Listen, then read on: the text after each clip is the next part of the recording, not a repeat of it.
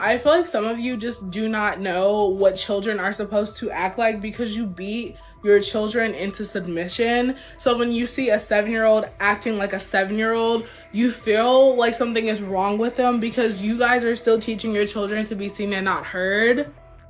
People saying Rumi looks like she has autism is so crazy to me because, again, like, what does that look like to you guys?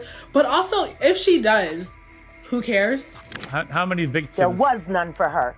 How many victims potentially do you think there could be? Thousands. Thousands.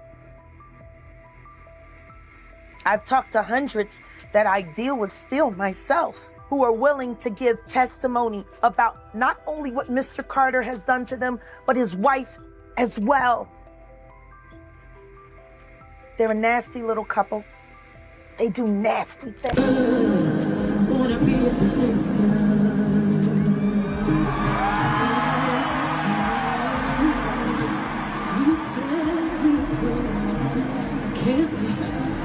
So I'm on the set of a photo shoot today for my book, and I wanted to tell you a corny joke because I have on all this glamorous hair and makeup, thanks to Cole and Darius. And Sienna on camera work. We got a corny joke. Want to hear it? Here it go. So, what happens when a snowman throws a tantrum? He has a meltdown. Y'all know that's right. It was supposed to be a heartwarming moment, just a mother and her daughter sharing the spotlight for a few precious seconds. During her Cowboy Carter concert, Beyoncé surprised fans by bringing her daughter, Rumi Carter, on stage. For most people, it was the kind of moment you don't forget. Rumi, wide-eyed and smiling, waved at the crowd with that effortless curiosity only kids her age still have. She hugged her mother, stayed close, and soaked it all in. And in the background, Beyoncé sang Protector, a song that hits differently when you realize who it was truly written for. For longtime fans, this was a rare glimpse behind the carefully drawn curtain Beyoncé has kept around her family for years. She's always been deliberate about privacy, especially when it comes to Rumi and her twin brother, Sir. So, when she finally let Rumi step into the light, even just briefly, it felt special, personal. Like something sacred being shared. First of all, I was crying like a baby. Gayle King and Oprah were there, and I mean, we were just in tears because it was so touching to see Beyoncé with her daughters because she's so protective of them. But that wasn't the whole story. What started as a tender, almost magical moment quickly spiraled into something ugly. Within hours of the performance, social media lit up, not with praise, but with harsh scrutiny. People weren't just reacting to Rumi's appearance, they were dissecting it. Frame by frame, comment after comment, users began analyzing her facial expressions, her posture, even the way she waved. It wasn't curiosity, it was judgment, masked as observation. And then came the worst part. Baseless speculation about her development started spreading like wildfire. Random accounts began throwing around terms like autistic, with zero understanding, no context, and absolutely no right. It was a textbook case of how quickly the internet can turn from curious to cruel, especially when it involves Black children. The way people were so quick to pathologize a second grader's natural behavior wasn't just inappropriate, it was disturbing. Rumi wasn't acting different, she was acting like a kid. But online, that was enough for her to become a topic of diagnosis, gossip, and unsolicited analysis. And the backlash only revealed something deeper about our culture. To really understand why this hit so hard, you have to look at what Beyoncé went through just to bring Rumi into the world. This wasn't just any pregnancy, it was traumatic. Beyoncé has spoken openly, though sparingly, about the complications she faced while carrying the twins. In her Homecoming documentary, she revealed she suffered from preeclampsia, dangerously high blood pressure, and at one point, even a temporary loss of fetal heartbeat. It was serious enough that she had to undergo an emergency C-section to save both her life and her babies. This wasn't something she shared for sympathy.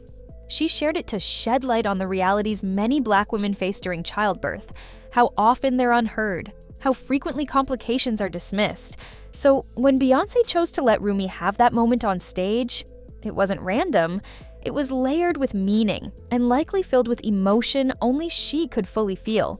It wasn't about a performance, it was about trust, vulnerability, a mother showing the world a child she nearly lost. So why are people so quick to tear it down?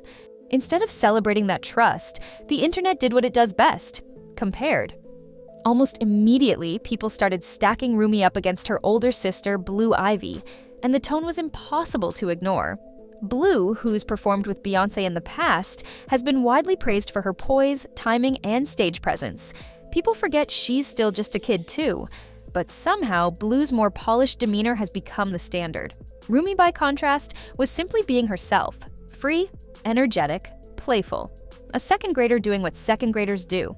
But because she didn't match her sister's composed vibe, she was labeled everything from untrained to weird. It didn't take long before fans noticed a shift. In later shows, Rumi seemed more reserved, more controlled, almost like she'd been quietly coached to dial it back.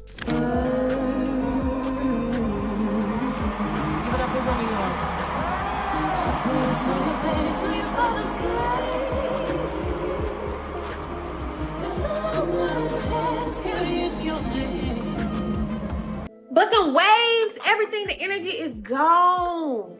Y'all, we can't never have nothing. I want the old Rumi back, period. I want the old Rumi back. Why y'all doing too much, all these think pieces, all y'all opinions and shit? Now she gotta come out there and be well behaved. Rumi said, if I can't come out here being myself, speaking to my fans, I'm not doing that dance. I'm just gonna stand here. The girl's so sarcastic though. Y'all seen that little wave when she was like, I know what y'all want, but I can't do it. I'm in trouble. They said I gotta do it right, or this gonna be my last stage presence. I don't like that. I don't like that. Let that little girl be. And maybe that's just growing into the moment. But maybe it's also the weight of unfair expectations pressing down on a child who never asked to be in the spotlight in the first place. But this isn't just about two sisters. It's about a bigger problem. What Rumi experienced isn't unique. It's just painfully familiar. Especially for young Black girls, there's this unspoken rule that they have to know better, act mature, or hold it together, in ways that other kids aren't expected to. They're rarely allowed to just be children. And the internet reflects that bias with terrifying speed. One moment, Rumi's simply waving at a crowd. Next, she's being dissected as if joy needs to be explained or justified. It's exhausting. And it's not just casual viewers fueling it, it's baked into how society sees and treats Black girls from an early age. They're often adultified, expected to carry themselves like little women instead of carefree kids. So when Rumi danced too freely or looked a little unsure, it wasn't met with grace. It was met with criticism. Harsh, public, and totally unnecessary. Beyoncé's daughter was reduced to a conversation about decorum, when the real conversation should have been about protection, joy, and the freedom to be young. And when public figures add fuel to the fire, things get worse. If Beyoncé's daughter, Rumi, is autistic, so what? The world keeps spinning.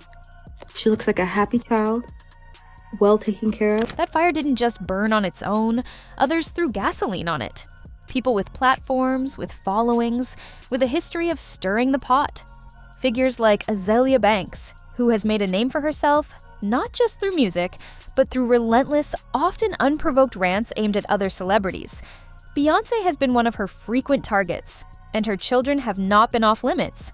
Then, there's Kanye West, who's also taken shots at Beyoncé and her family over the years, often using them as pawns in his public meltdowns and personal narratives. These kinds of attacks, especially when coming from influential voices, send a message. They signal to the public that it's open season, that criticizing or speculating about Beyoncé's children, about any celebrity's children, is somehow fair game. And when that happens, even a moment as small and sweet as a child standing next to her mom on stage can get twisted into content, into bait, into noise. No wonder Beyoncé stays silent. No wonder she keeps her circle tight. This kind of hostility makes vulnerability feel dangerous. So, what does this mean for Beyoncé moving forward? Beyoncé didn't clap back. She didn't post a statement. She didn't drop a cryptic lyric or fire off a tweet. Instead, she let her silence speak volumes. And maybe that's the most powerful response of all, In the following performances, the changes were subtle but unmistakable. Rumi still appeared, but not quite the same way. The spotlight dimmed, the energy felt quieter. It was as if Beyoncé had pulled back, just slightly protecting what she could without making a scene, and maybe that was the point. She had shared something real, a sliver of her world, her pride, her love. But when that gift was twisted and picked apart, she didn't argue. She simply reclaimed it. That moment, the hug, the look, the unspoken bond, was Beyoncé's way of saying everything that didn't need to be posted online, a reminder that no matter what the world says, she'll always stand between it and her children. But the question remains, how do we move forward? Maybe it starts with remembering that not everything is for us, that some moments are meant to be appreciated, not analyzed. Beyoncé didn't owe anyone that glimpse into her life. She offered it. And the way it was received says more about us than it ever did about Rumi. We live in a time where everything is content, where even a child's smile becomes a thread, a think piece, a diagnosis. But there has to be a line. At some point, we have to ask ourselves what kind of digital world we're building, one where joy is dissected or one where it's protected. Rumi Carter is a child, a daughter, a reminder that even icons like Beyoncé are, at the core, just people trying to raise their families in peace. So, the next time someone hands the world a small piece of their heart, maybe we think twice before turning it into a headline. Because sometimes the most powerful thing we can do is just let the moment be what it is. Pure, beautiful, and untouched by the noise. That moment wasn't just a performance. It was a message. Beyoncé stood there, holding her daughter close, not as a superstar, but as a mother who knew exactly what she was risking by letting the world in. And still, she did it. Not for applause, not for clicks, but because just for a second she wanted to celebrate something real, something joyful. But that generosity was met with speculation, projection, and cruelty. And if there's one thing we've learned about Beyoncé, it's that she knows when to disappear, when to shut the door, when to remind the world that her silence isn't absence, it's protection. And make no mistake, if this culture keeps twisting purity into content, she'll pull back again. Maybe next time, for good.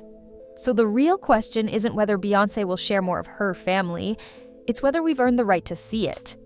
If this story moved you, hit that like button so more people hear it. Drop a comment below. Do you think celebrities should share more of their personal lives or protect their privacy at all costs? And if you want more deep dives like this one, make sure you subscribe and turn on notifications. We've got more untold stories coming.